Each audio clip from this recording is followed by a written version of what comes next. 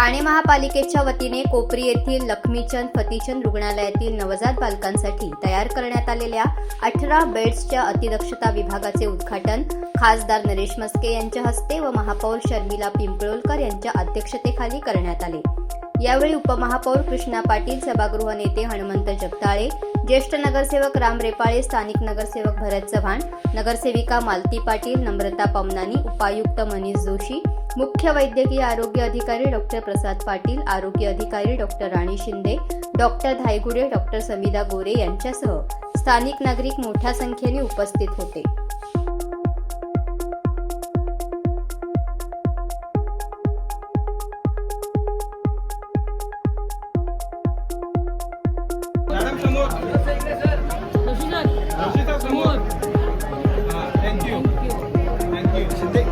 गोरगरीब जनतेकरता SNCU unit या ठिकाणी उभारलं गेलेलं आहे।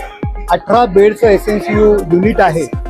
आपण पाहताय जेव्हा प्री मॅच्युअर्ड किंवा अशक्त बाळ जन्माला येतं तेव्हा या युनिटमध्ये त्याला ठेवावं लागतं आणि प्रायव्हेटमध्ये 10 ते 15 हजार रुपये दिवसाला अशा पद्धतीचा दर आकारले जातो। गोरगरीब नागरिकांना हे परवडत नाही आणि याकरता महानगरपालिकेतर्फे ही सेवा उपलब्ध करून दिलेली आहे। त्यामुळे गोरगरीब जनतेला याचा खूप मोठा फायदा होणार। सर, ठाणे महापालिकेची आरोग्य व्यवस्था दिवसेंदिवस सुधारत चाललेली आहे।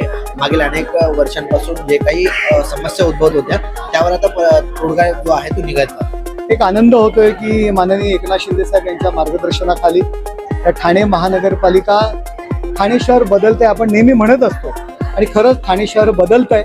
आपण पाहतोय कळवा हॉस्पिटल असेल, आमची हार्ट केअर युनिट असतील, धर्मवीर आनंदीगे जे सेंटर असेल, वेगवेगळे हॉस्पिटल्स असतील, त्याच्यामुळे अत्याधुनिक सुधारणा, अत्याधुनिक यंत्र, खूप चांगले डॉक्टर्स उपलब्ध करून दिलेले आहे।